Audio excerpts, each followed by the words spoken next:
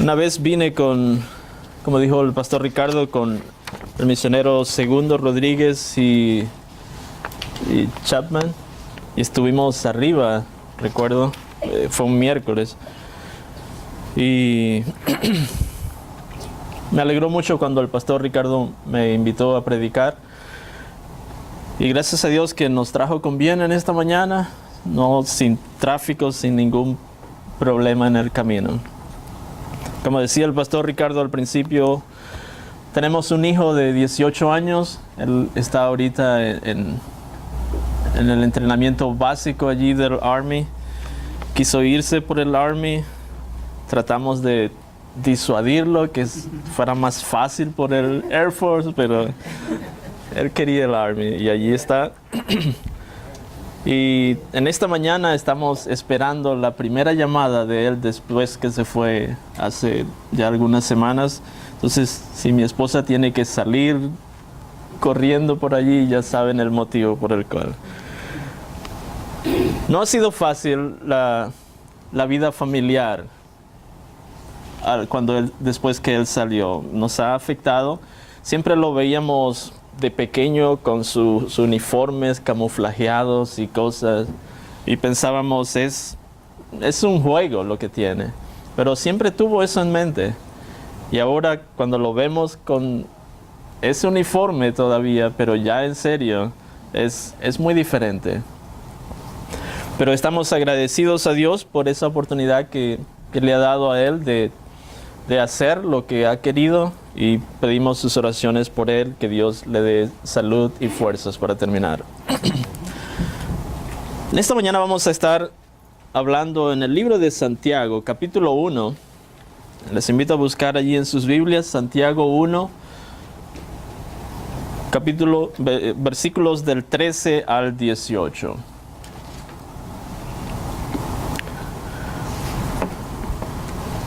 Santiago 1 del 13 al 18. Dice así: Cuando alguno es tentado, no diga que es tentado de parte de Dios, porque Dios no puede ser tentado por el mal, ni Él tienta a nadie, sino que cada uno es tentado cuando de su propia concupiscencia es atraído y seducido. Entonces la concupiscencia, después que ha concebido, da a luz el pecado, y el pecado, siendo consumado, da a luz la muerte. Amados hermanos míos, no erréis. Toda buena dádiva y todo don perfecto desciende de lo alto, del Padre de las luces, en el cual no hay mudanza ni sombra de variación. Él, de su voluntad, nos hizo nacer por la palabra de verdad, para que seamos primicias de sus criaturas. Vamos a orar rápidamente. Señor, te damos gracias por tu palabra, te pedimos que tú la bendigas, oh Dios, y la uses para animarnos, para fortalecernos, para guiarnos, oh Dios. Que tu Santo Espíritu esté obrando en cada uno de mis hermanos aquí en esta mañana. Que tu nombre pueda ser glorificado, oh Dios, y que nuestras vidas puedan ser fortalecidas. Te lo pedimos en el nombre de Cristo. Amén. ¿Por qué nosotros no nos regocijamos automáticamente cuando encontramos aflicciones en nuestras vidas? ¿Por qué es tan difícil reaccionar de una manera positiva cuando nos enfrentamos a enfermedades, cuando nos enfrentamos a pérdidas de trabajo, a pérdidas de un ser querido, a situaciones difíciles de manejar y de controlar en nuestras vidas? ¿Conoce usted alguna persona que cuando está pasando por un problema, esa persona le dice: hermano, estoy pasando por un problema, amén? No, ¿verdad? Yo todavía no, y si lo conozco, digo: hermano, usted está loco. Tal vez es una actitud o un hábito que hemos aprendido, a que en medio de los problemas caemos. No es natural reaccionar con gozo a estas circunstancias. Lo que nosotros queremos es desanimarnos, lamentarnos, molestarnos muchas veces, revolcarnos allí en nuestro dolor. Es mucho más fácil reaccionar así. Y yo creo que este pasaje aquí en Santiago va a responder a esa pregunta del por qué es tan fácil actuar de la manera que actuamos y no de una manera correcta, vamos a decirlo así. Cada cosa que pasa en nuestras vidas no es que Dios está haciendo algo. Yo creo que cuando algo pasa en nuestras vidas, Dios está haciendo muchas cosas al mismo tiempo. El ejemplo de mi hijo, por ejemplo, nos ha afectado emocionalmente como familia. Pero yo no creo que Dios únicamente está actuando en nosotros, en mí, en mi esposa, en mi hija, en nuestro aspecto emocional. Yo creo que está actuando en la vida de mi hijo también. Yo creo que esta experiencia va a cambiar de una manera radical la forma en que él ve la vida. Va a ayudarle a apreciar a él las cosas que tiene en su vida, como hemos recibido cartas de él diciendo esto. Y yo creo que esa experiencia va a afectar incluso a su familia, a sus hijos, y la manera en que él va a enseñar a sus hijos también a apreciar las cosas en la vida. Entonces, no es que Dios está haciendo una cosa cuando sucede algo. Dios está haciendo miles de cosas al mismo tiempo. Dios está obrando en muchas maneras, en muchas personas, no solamente en el presente, pero también en el futuro. No sé, yo sé muy poquito ajedrez, ni siquiera podría decir sé. Yo sé que los peones se mueven un cuadro a la vez, los caballos se mueven en L. ¿Alguien sabe jugar ajedrez aquí? El hermano ya sabe, ¿verdad? ¿Los demás ninguno? No. Ok, estamos iguales. Y eso es todo. Pero cuando alguien está jugando ajedrez, he escuchado, él puede mover una pieza y ponerla en riesgo con el propósito de lograr algo más importante en el juego. Agarrarle otra pieza de más valor al que está jugando en contra. Puede sacrificar aún piezas para obtener una pieza y ganar el juego. Y yo creo que Dios es así también. Cuando vemos nuestras vidas, podemos ver, Dios no solamente está moviendo esta pieza a este lugar, pero tiene planes en mente en muchas otras áreas con el propósito de lograr algo más importante también. Y en este pasaje que leímos aquí, podemos encontrar 4 mentiras que uno puede creer y ser engañados por estas mentiras. Y vamos a ver la primera en este momento. Dios quiere que yo falle. Vemos en el versículo 13, dice claramente, cuando alguno es tentado, o es decir, probado, no diga que es tentado o probado de parte de Dios, porque Dios no puede ser tentado por el mal, ni Él tienta a nadie. El escritor es claro allí y dice, cuando alguien es tentado, no diga que es tentado por Dios. Dios es un ser santo y Dios no nos va a poner en una posición en la cual nosotros no podamos ganar. Una posición en la cual no hay una salida. Por muy difícil que nos parezca a nosotros, nunca Dios va a querer que fallemos, que caigamos, que pequemos. No lo decimos de esa manera, no decimos, bueno, Dios quiere que falle. ¿Por qué Dios me pone en esta situación si Él sabe que no puedo ganar en esto? Muchas veces decimos, esto no es justo lo que me está pasando a mí. ¿Por qué tiene que pasarme esto a mí? Si yo voy el domingo a la iglesia, si yo voy el miércoles a la iglesia, si yo estoy activo en la iglesia, si yo estoy ofrendando en la iglesia, apoyando al ministerio, ¿por qué Dios tiene que pagarme de esta manera? ¿No es cierto? He conocido hermanos así, me lo han dicho. El carácter santo de Dios no le permite a Él pecar ni poner a nadie en la situación de pecar. Dios no es un Dios sádico que disfruta causando dolor.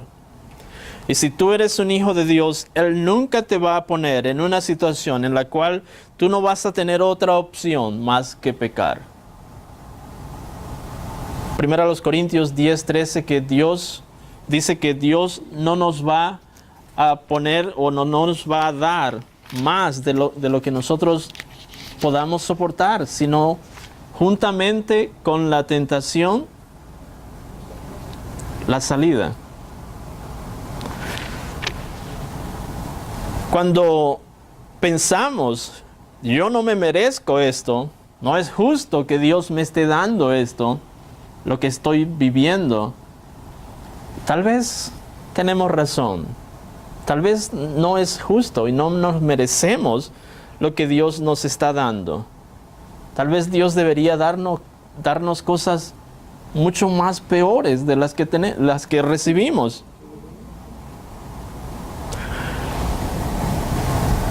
No creamos esta mentira que Dios quiere que yo falle. Recordemos la bondad de Dios, el amor de Dios, la fidelidad de Dios a través de toda nuestra vida, a través de diferentes circunstancias. Recordemos esta verdad, que Dios no nos va a poner en una situación sin salida. Y recordemos una cosa, siempre hay algo que nosotros podemos hacer en cualquier situación que honre a Dios. Siempre hay algo que nosotros podamos hacer que puede darle gloria y honra a Dios. Dios no quiere que nosotros fallemos. Pero también hay otra mentira que muchas veces creemos. Y dice, yo soy una víctima inocente. Yo no hice nada para merecer esto. Y si yo estoy respondiendo mal a esta situación, no es mi culpa.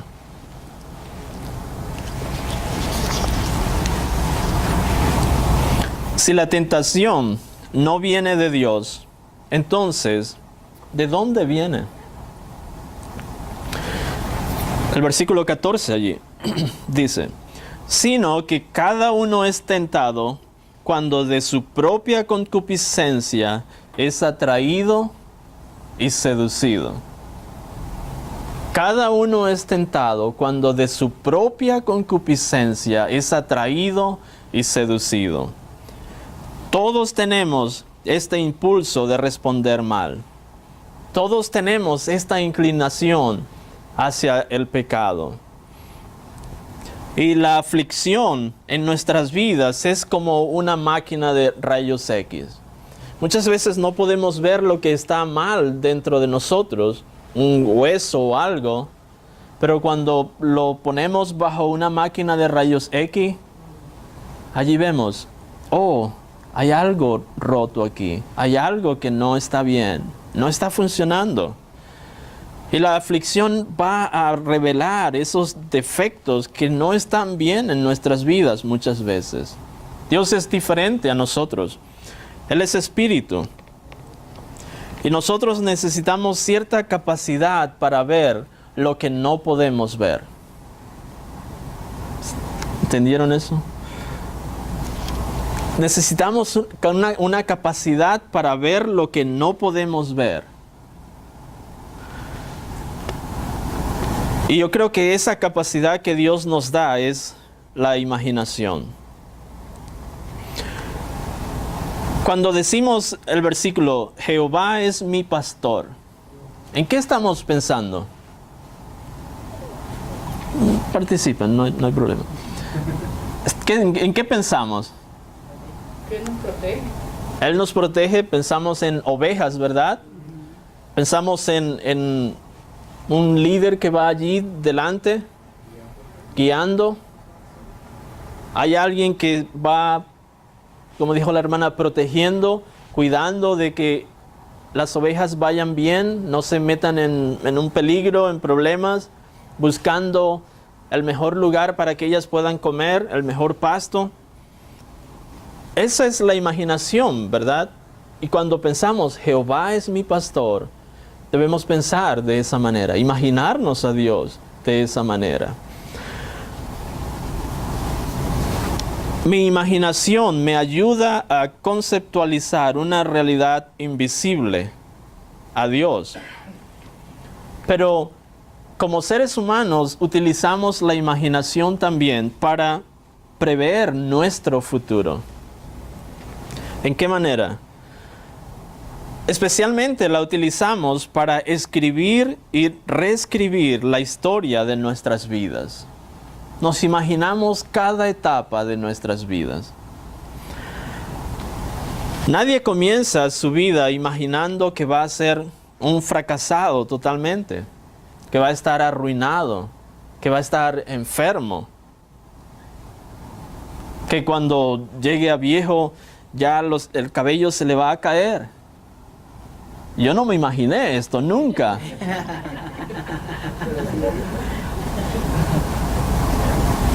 Pero ahí está la realidad. En nuestra mente siempre tenemos una historia en la que nosotros somos exitosos, somos los héroes de la película y somos los mejores. Pero Dios tiene una gran historia, una historia más grande que la nuestra, en la cual nuestra historia tiene un lugar.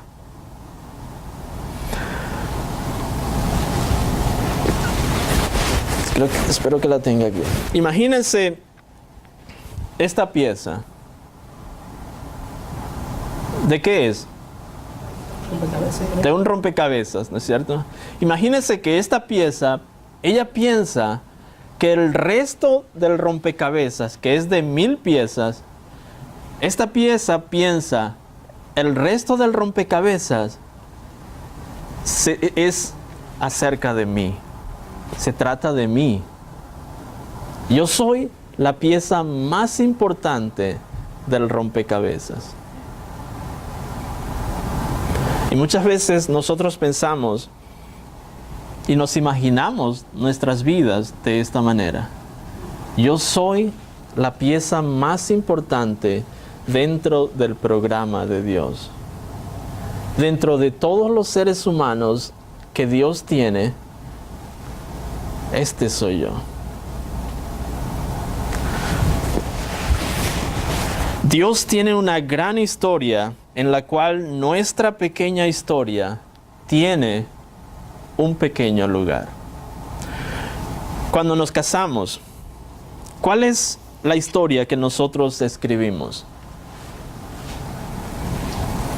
Por lo menos pensamos y vivieron felices para siempre. ¿Es cierto?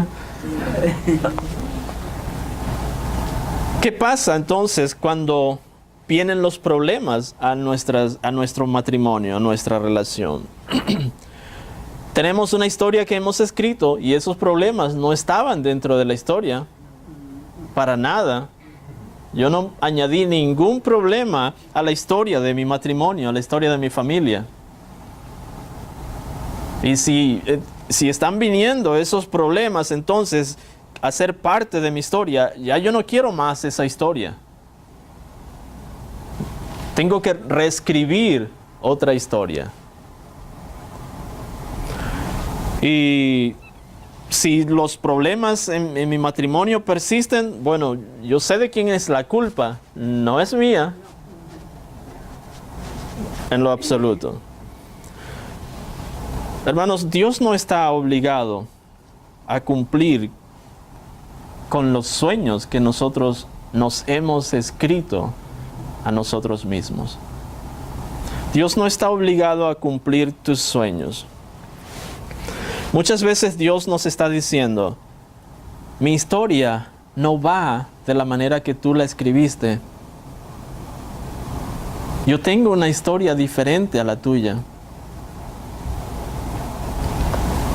Y muchas veces las aflicciones son producto de que yo creo que mi historia es la historia más importante del mundo, y cuando mi historia no cuadra con la historia de Dios, la historia real de Dios, entonces viene el conflicto. Entonces viene el problema. No sabemos el futuro. No sabemos qué va a suceder dentro de 5 minutos, 10, 1 hora, un mes. No lo sabemos. Y debido a que no sabemos el futuro, no sabemos cómo nuestra historia va a encajar con la historia de Dios. Por lo tanto, debemos estar constantemente sujetando nuestros sueños, nuestros planes, nuestra voluntad a la voluntad de Dios. Nuestra historia necesita ajustarse a la historia de Dios. Eso no significa que no vamos a tener aflicciones. No estoy diciendo esto y no me malinterpreten. Pero aún en medio de las aflicciones vamos a entender el propósito de Dios y vamos a saber, esto es lo que Dios quiere para mi vida. Y voy a ir a través de esto con la ayuda de Dios, de la mano de Dios.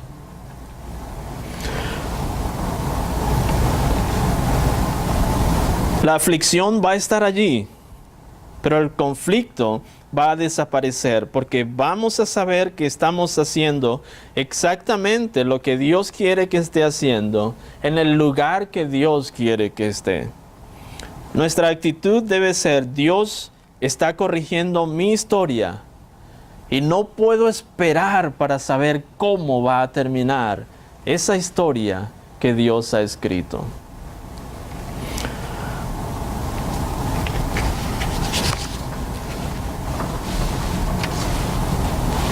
Otra mentira que muchas veces creemos es, mi situación excusa mi pecado. El versículo 15 dice, entonces la concupiscencia, después que ha concebido, da a luz el pecado, y el pecado, siendo consumado, da a luz la muerte.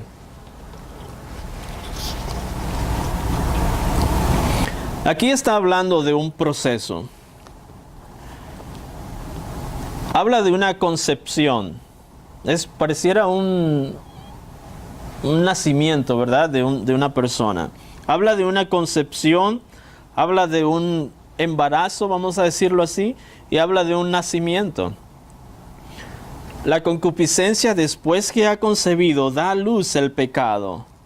Y el pecado, siendo consumado, da a luz la muerte. La lección principal que debemos sacar de este versículo es, si no tenemos cuidado, vamos a terminar haciendo lo que Dios no quiere que hagamos. Nada bueno viene del pecado. Muchas veces decimos, si estuvieras en mis zapatos, entonces entenderías lo que yo estoy pasando. Entenderías mi situación. Sabrías por qué estoy haciendo lo que estoy haciendo. Hermanos, si nuestra respuesta es pecaminosa, vamos a meternos en problemas mayores. Vamos a empeorar la obra que Dios quiere hacer en nuestras vidas.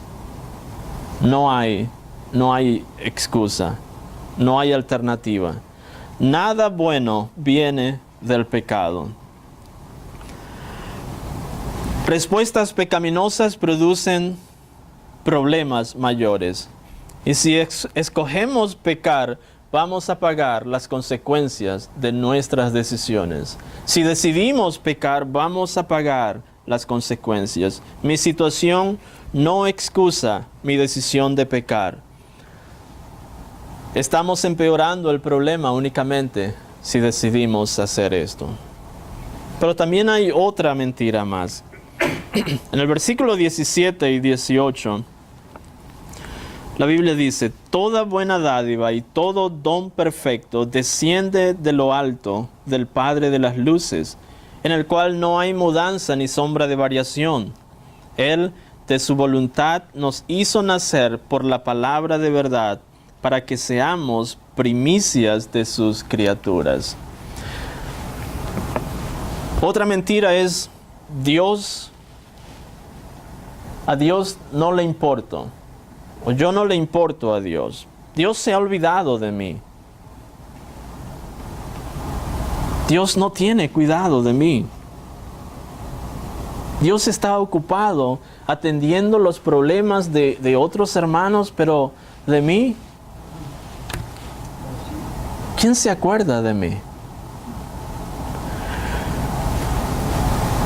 El versículo es claro allí y dice: toda buena dádiva y todo don perfecto desciende de lo alto, del Padre de las luces. Hermanos, el enemigo nunca nos va a dar algo bueno.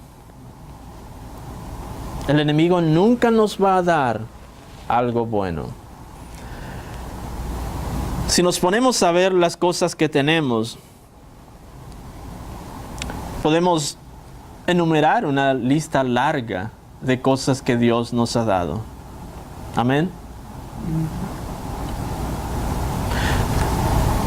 El aire que respiramos, la comida abundante que comemos, la familia que tenemos, la iglesia a la que asistimos, las posesiones materiales, muchas más de las que necesitamos, los zapatos que tenemos en el closet,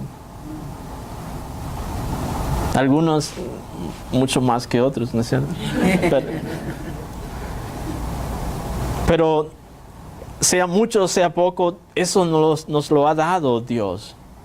Esas son cosas buenas que hemos recibido de Dios. Las esposas que tenemos, amén. Los esposos que tenemos. Las suegras también. Yo no tenía las suegras en mi lista, hermana, pero también las suegras, hermana. Aún en medio de las aflicciones, Dios nos ha rodeado de bendiciones. El enemigo nunca nos va a dar algo bueno. Él siempre va a darnos algo que nos va a condenar. Todo lo bueno proviene de Dios. Tenemos un Dios increíblemente bueno.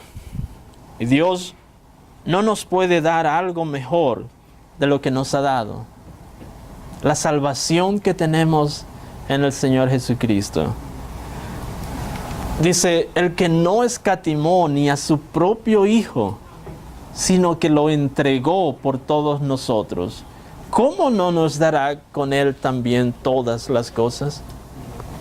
¿Cómo vamos a creer que Dios no nos va a dar algo bueno cuando no nos negó ni siquiera a su Hijo?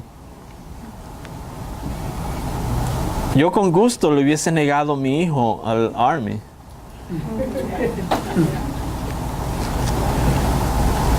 En medio de la peor calamidad que tú puedas experimentar en tu vida, tú puedes depender de la bondad de Dios.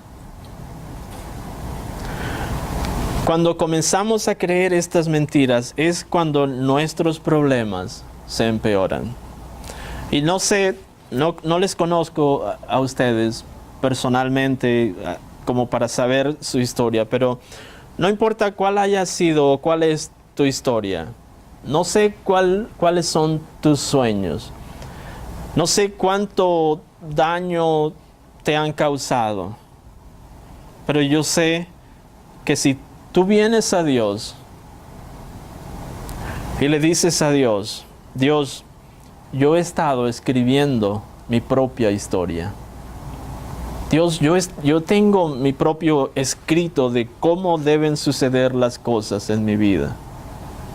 Y hasta los momentos no me está yendo bien. Dios, pero ayúdame a aceptar la historia que tú tienes para mi vida. Ayúdame a aceptar que yo soy parte de esa historia. Yo tengo un papel que jugar en tu historia. Y ayúdame a cumplir ese papel. Yo creo que Dios es fiel para obrar en nuestras vidas, en nuestro carácter, en nuestra voluntad y aceptar esa historia de Él para nosotros. Yo creo que esta actitud va a ayudarnos a resolver muchos problemas en nuestras vidas, muchos conflictos. Como les dije, las aflicciones van a estar, van a venir. Pero ahora voy a encarar la aflicción con una actitud diferente. Ahora sé que Dios está obrando. Ahora sé que la historia no es acerca de la pieza, que yo soy una pieza de la historia. Amén. Vamos a orar.